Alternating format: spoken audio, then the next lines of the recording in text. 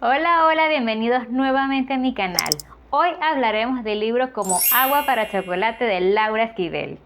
Una historia apasionante que mezcla amor, tradición y opresión. Vamos a explorar la trama, los personajes, la magia de las recetas y compararemos el libro con la primera temporada de la serie del año 2024. Este libro, publicado en 1989, es una novela que se ha convertido en un clásico de la literatura mexicana. La historia gira en torno a Tita, una joven que vive en la época de la Revolución Mexicana.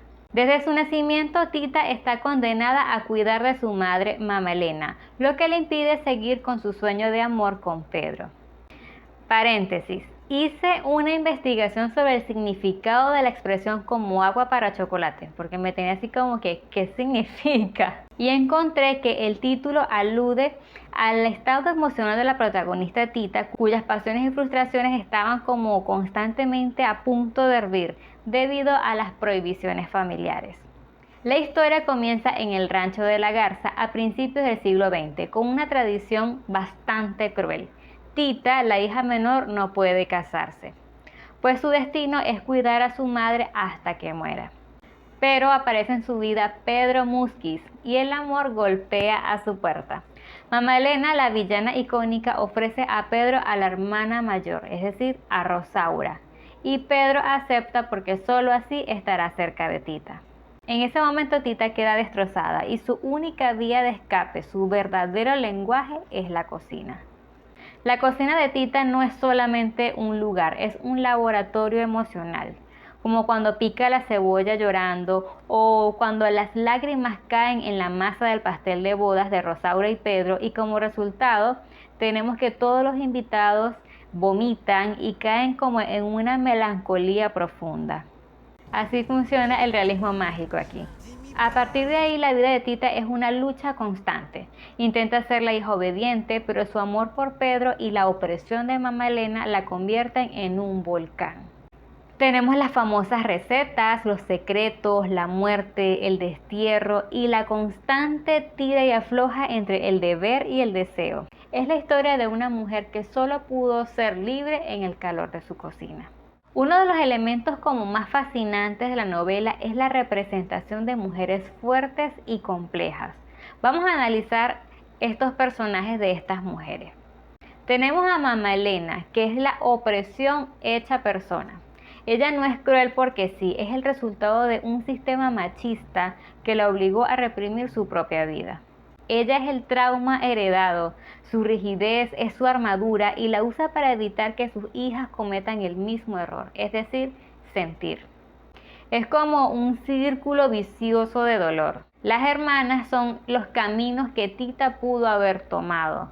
Por un lado tenemos a Rosaura, que eligió el camino de Mama Elena, es decir, el sacrificio y la represión social, lo que la consume y la enferma físicamente.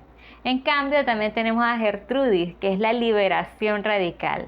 Después de probar las codornices de Tita, ella se incendia literalmente de pasión y se escapa a caballo con un revolucionario viviendo su deseo sin culpas. Tita es la que encuentra la liberación en la quietud y la creatividad. La opresión no la destruye, la obliga como a transmutar sus emociones en arte comestible. Ella no lucha con espadas, lucha con recetas. Es un ejemplo de cómo la resistencia femenina puede empezar en el espacio más íntimo y tradicional como la cocina, y desde allí cambiar el mundo, o al menos a sus comensales. Toda esta diversidad en los personajes femeninos hace que la historia sea rica y profunda. El libro fusiona la cocina y la fantasía y el erotismo de una manera única. Cada capítulo comienza con una receta que, además de guiar la narrativa, actúa como un símbolo de las emociones de Tita. El realismo mágico es el motor de la trama. La comida de Tita es como un contagio emocional, como el famoso ejemplo de las codornices en los pétalos de rosa. Tita cocinó con el deseo que Pedro le había despertado. El resultado es que Gertrudis, la comensal más sensible, se vuelve una erupción de deseo y escapa. La cocina es el único lugar donde Tita puede tener una intimidad total con Pedro. El erotismo aquí no es explícito, es como táctil y sensorial. Cuando Tita prepara, Pedro come y a través del sabor Pedro siente la pasión, el dolor y el anhelo de Tita. Es una conexión prohibida que evade la vigilancia de Mamá Elena. Esta es la verdadera química del libro.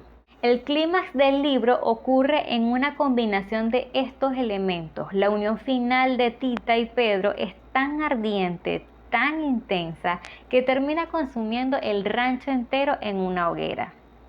El amor reprimido es un fuego literal, es como el deseo que no se expresa, se acumula y puede incendiarlo todo. Ahora pasemos a la adaptación del 2024 de HBO Max. Debo reconocer que visualmente es espectacular. El casting y la producción en la cocina son impresionantes. Se nota el esfuerzo por modernizar el lenguaje sin perder como la esencia de época. Capturó la estética y el drama familiar con acierto y creo que a pesar de ser una adaptación se apegó bastante a la historia del libro. Sin embargo, con respecto a la profundidad emocional, la serie fue como más visual y siento que se diluyó un poco como la complejidad psicológica del personaje de Tita. Hubo muy poco desarrollo de los personajes secundarios, por lo que algunas acciones de estos pueden parecer como menos justificadas. A pesar de ello, la serie se toma su tiempo para expandir el universo del libro. En esta primera entrega vimos los primeros capítulos esenciales, desde el nacimiento de Tita en la cocina entre las olas de sal, hasta las recetas emblemáticas como el pastel Chabela, que causó la intoxicación de tristeza colectiva, y las codornices en los pétalos de rosa, que despertaron la lujuria de Gertrudis. También vimos la tiranía de Mamá Elena. O sea, se explora como a fondo la figura de matriarca, mostrándola no solo como una villana, sino como una mujer endurecida por sus propios secretos y el contexto de la revolución. La fuga de Gertrudis es uno de los momentos cumbre del realismo mágico del libro, donde la hermana de Tita huye con un revolucionario encendida por el deseo infundido en la comida de Tita. Y finalmente también se pudo ver el triángulo amoroso, esa tensión asfixiante entre Tita y Pedro y el resentimiento creciente de Rosaura. Ahora, ¿qué quedó pendiente para la segunda temporada? Aún no he visto la segunda temporada que salió este 15 de febrero, pero la segunda parte promete ser como el plato fuerte y el desenlace trágico mágico. Basándonos en la estructura del libro, esto es lo que como falta por ver. O sea, la relación con el Dr. John Brown, aunque ya se introdujo parte de ello, falta como ver el desarrollo de Tita viviendo fuera de la sombra de su madre y la posibilidad de un amor sano. Recordemos que el final de la primera temporada terminó con Tita en el sanatorio.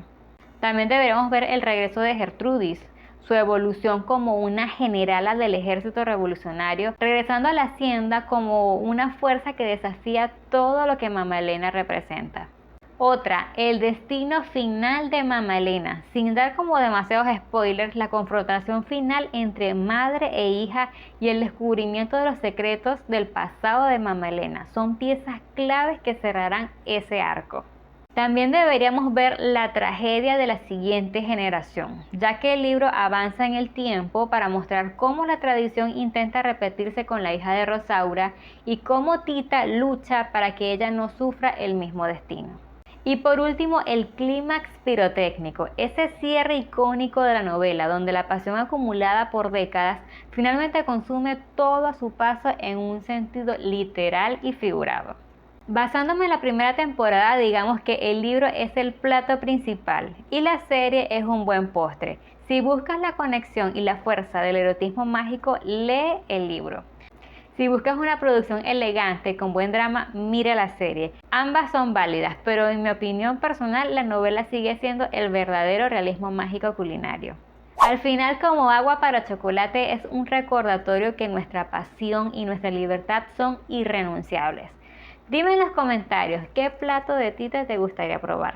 Si te gustó este análisis, dame un like y suscríbete para más contenido. Nos vemos en un próximo video. Chao, chao.